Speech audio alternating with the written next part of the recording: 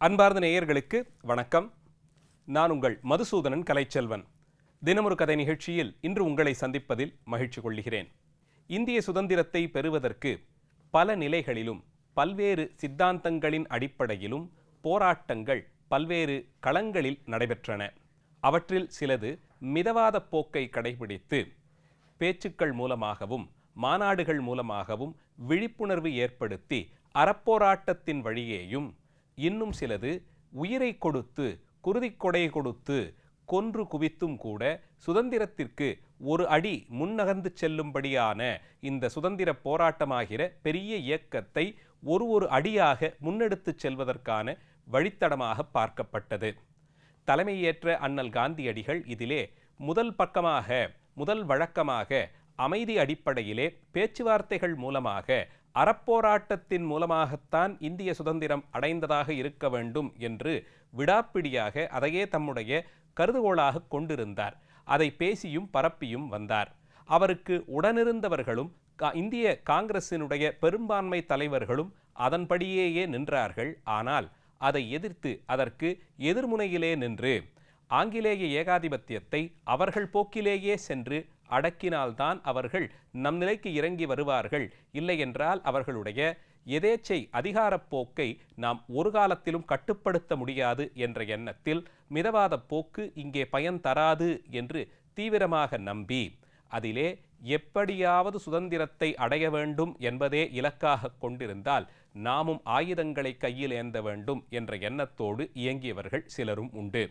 அவர்களுக்குள்ளே நாம் மிகவும் இளமையானவராக, சிறு வயதிலேயே விடுதலை வேட்கை கொண்டிருந்தவராக, அவருடைய வாழ்க்கை முழுவதையும் அர்ப்பணித்தவராக, அவர் ஒருவருக்கு வழங்கப்பட்ட மரண தண்டனை இந்தியாவிலே பல ஆயிரம் இளைஞர்களை உத்வேகமடைய செய்ததாக பார்க்கக்கூடிய உன்னதமான சுதந்திர போராட்டத்தின் தியாகத்தின் சின்னமாக பார்க்கப்படுபவர் பகத்சிங்.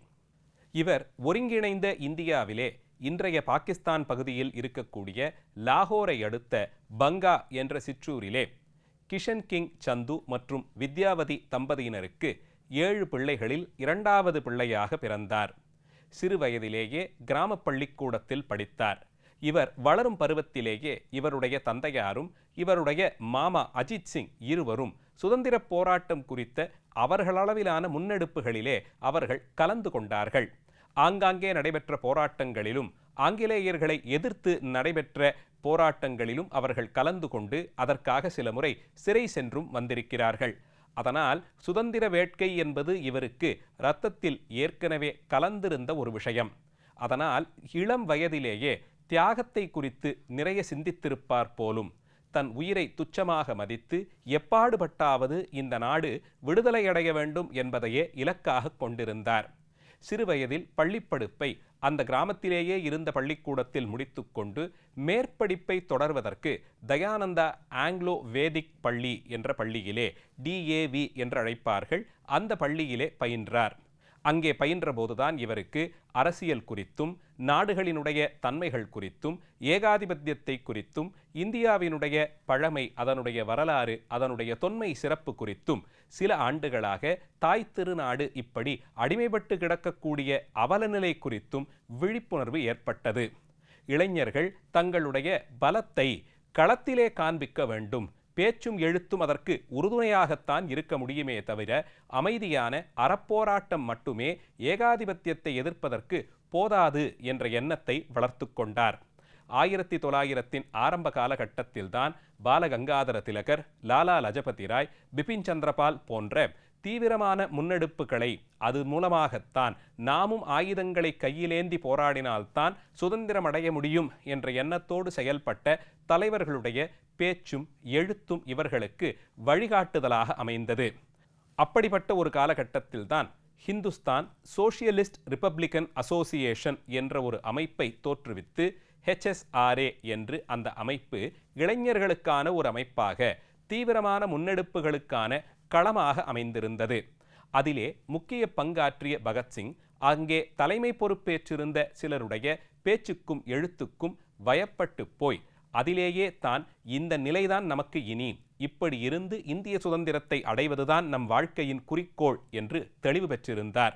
இப்படிப்பட்ட ஒரு சூழலில்தான் 1908ஆம் ஆண்டு இந்தியாவினுடைய அரசியல் இருப்பை கண்டு அறிவதற்கு சைமன் குழு என்ற ஒரு குழுவை ஆங்கிலேய அரசு ஏற்படுத்தியது.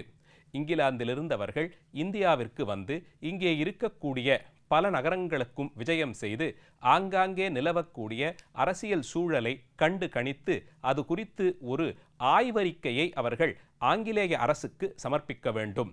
ஆனால் இந்தியாவிற்கு வந்து இங்கே இருக்கக்கூடிய சூழலை ஆராய்ச்சி செய்வதற்கான அந்த குழுவிலே இந்தியர்கள் யாருமே இடம்பெறவில்லை. இதனால் அந்த குழுவினுடைய தோற்றம், அதனுடைய செயல்பாடு குறித்து நல்ல எண்ணம் இங்கிருந்த தலைவர்கள் யாருக்கும் இருக்கவில்லை. இப்படிப்பட்ட ஒரு குழுவிலே இந்தியர்கள் யாரும் இல்லாத குழுவில் இந்தியாவினுடைய தன்மை, இப்போது இங்கே நிலவக்கூடிய சூழலின் உண்மைத்தன்மையை அங்கே அரசுக்கு எடுத்துச் சொல்வதற்கு வாய்ப்பு இல்லை. இந்த குழுவினர் இங்கே ஆள்பவர்களுடைய கைப்பாவைகளாகத்தான் இருப்பார்கள் என்று நம்பினார்கள். அதனால் இந்த சைமன் குழுவை புறக்கணிக்க வேண்டும் என்ற எண்ணத்தில் சுதந்திர போராட்ட தலைவர்கள் கோபேக் சைமன் என்ற ஒரு சொற்றொடரை பிரபலப்படுத்தினார்கள். எந்த இடத்திற்கெல்லாம் அந்த குழு சென்றதோ அங்கேயெல்லாம் கோபேக் சைமன் என்று, சைமன் நீ திரும்பி போ என்று பதாகைகள் பிடித்து கொண்டு அவர்களுடைய எதிர்ப்பை பதிவு செய்தார்கள்.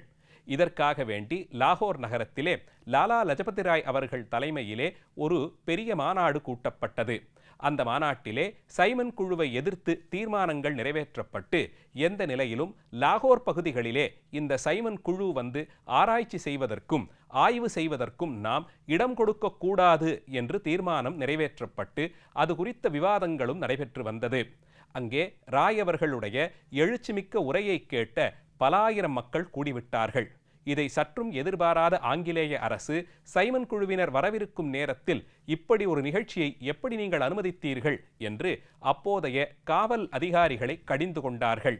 ஜேம்ஸ் ஸ்காட் என்று அழைக்கப்பட்ட அந்த காவல்துறையின் உயர் அதிகாரி இதனால் கோபமடைந்து உடனடியாக இங்கே கூடியிருக்கக்கூடிய இந்த கூட்டத்தை கலைக்கும்படியாக ஆணை பிறப்பித்தார். அதற்காக வேண்டி லத்தியை கொண்டு, கைத்தடியை கொண்டு அங்கே குழுமியிருந்த அப்பாவி பொதுமக்களை அடித்தேனும் கலைக்கும்படியாக உத்தரவு பிறப்பித்தார். இந்த உத்தரவிற்கு கீழ்ப்படிந்த காவலாளர்கள் அங்கே லாலா லஜபதி ராய் அவர்களுடைய உரையை கேட்க கூடியிருந்த கூட்டத்தினரிடையே உள்ளே புகுந்து அவர்களை எல்லாம் தடி கொண்டு தாக்கினார்கள். பெண்கள், சிறு குழந்தைகள், முதியவர்கள் என்று எந்த வேறுபாடும் இல்லாமல் அங்கே குழுமியிருந்த மக்களை தடி கொண்டு கண்மூடித்தனமாக தாக்கினார்கள். இதனால் பலரும் திசை தெரிக்க ஓடினார்கள். இப்படி ஏற்பட்ட அந்த விபத்துச் சூழலிலே பலரும் படுகாயமடைந்தார்கள். ஜேம்ஸ் ஸ்காட் லாலா லஜபதி ராய் அவர்களை தானே லத்தியால் அடித்து நொறுக்கினார். இதனால் உடல் பலவீனமுற்று படுத்த படுக்கையாய் போன லாலா லஜபதி ராய் அவர்கள் அதிலிருந்து 2 வாரத்தில் மார்படைப்பு ஏற்பட்டு இறந்தும் போனார். ஆனால் அவருடைய இறப்பிற்கு இந்த சம்பவம் எந்த விதத்திலும் காரணமாக அமையவில்லை என்று ஆங்கிலேய அரசு திட்டவட்டமாக அறிவித்தது. இதனால் கோபம் கொண்ட அந்த HSRA, Hindustan socialist Republican association சேர்ந்த இளைஞர்கள் லாலா லஜபதி ராய் அவர்களுடைய இந்த துர்மரணத்திற்கு தாங்கள் நிச்சயமாக பழிவாங்குவோம் என்று பிரகடனம் செய்தார்கள்.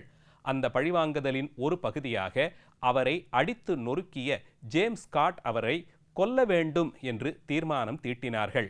இந்த தீர்மானத்திற்கு பகத்சிங் தானே வந்து தன்னை பலிதானமாக கொடுப்பதாக ஏற்றுக்கொண்டார். லாலா லஜபதி ராய் அவர்கள் உரையாற்றிய போது அவரை கைத்தடி கொண்டு தாக்கி அவர் மரணத்திற்கு காரணமாக அமைந்த ஜேம்ஸ் ஸ்காட்டை கொலை செய்வதற்கு தானே திட்டம் தீட்டி அதை நிறைவேற்றுவதாக ஒப்புக்கொண்டார். பகத்சிங், சுக்தேவ், சந்திரசேகர ஆசாத் ஆகிய தம் நண்பர்களோடு சேர்ந்து கொண்டு இதற்கு ஒரு திட்டமும் தீட்டினார்கள். அதன்படி குறிப்பிட்ட நாளில் மாலை வேளையில் லாகோரில் இருந்த காவலாளர்களுடைய அந்த பணிமனையிலிருந்து தன் அலுவலக பணியை முடித்து கொண்டு ஸ்காட் வெளியேறும் போது அவரை துப்பாக்கி கொண்டு சுட்டு கொன்றுவிடலாம் என்பதுதான் தீட்டப்பட்ட திட்டம். இதற்கு தேவையான உபகரணங்களையும் வெடிகுண்டு தயாரிக்கக்கூடிய அந்த போராட்ட வீரர்களிடமிருந்தே பெற்றுக்கொண்டார்கள். சரியான நேரத்தில் காத்து கொண்டிருந்து வெளியே வந்த அந்த காவலாளியை இவர்கள் சுட்டும் கொன்றார்கள். ஆனால் விதிவசத்தால் அன்று ஸ்காட் தப்பித்து கொண்டார். அவர் வெளியே வந்துவிட்டார் என்று நினைத்து கொண்டு இவர்கள் சுட்டு கொன்றவர் மிகவும் இளைஞராக அப்போதுதான் காவல்துறை பணியிலே சேர்ந்திருந்த ஜான் சாண்ட்ரஸ் என்பவர். இப்படி மாற்றப்பட்ட அடையாளத்தால் அப்பாவியான ஜான் சாண்ட்ரஸ் கொல்லப்பட்டார். இதனால் என்ன செய்வதென்று அறியாது மீண்டும் 2-3 முறை அவரை சுட்டுக் கொன்றுவிட்டு ஜான் சாண்ட்ரஸை தான் நாங்கள் பழிவாங்கினோம் என்று பிரகடனம் செய்து கொண்டு லாகோர் நகரத்தை விட்டு தப்பியும் சென்றார்கள். இந்த கொலை இந்தியா முழுவதும் பெரிய அளவிலான ஒரு கிளர்ச்சி அலையை ஏற்படுத்தியது. காந்தியடிகள் இதை வன்மையாக கண்டித்தார். ஆனால் பண்டித ஜவஹர்லால் நேரு அவர்களோ பகத்சிங் தியாகத்தின் சின்னமாக உயர்ந்து விட்டார் என்று கொண்டாடினார். பல நாட்கள் காவலாளிகளிடமிருந்து தப்பி பிழைத்த பகத்சிங் எத்தனை முயன்று பார்த்தும் இறுதியில் அவர்களிடம் சிக்கிக் கொண்டார். குறிப்பிட்ட நாளிலே நீதிமன்றத்தினுடைய உத்தரவின் பேரில் அவருக்கு தூக்கு தண்டனையும் நிறைவேற்றப்பட்டது. இளம் வயதிலேயே பலிதானியாகி இந்திய தாய் திருநாட்டிற்காக தன்னால் இயன்ற அளவில் ஒரு கிளர்ச்சியை செய்த பகத்சிங் நேரு அவர்கள் சொன்னது போலே என்றும் அழியாத தியாகத்தின் சின்னமாக சுதந்திர இந்தியாவினுடைய தியாகச் செம்மலாக இன்று வரை போற்றி பாதுகாக்கப்படுகிறார். நாளைய தினம் மீண்டும் ஒரு கதையோடு உங்களை சந்திக்கிறேன். நன்றி, வணக்கம்.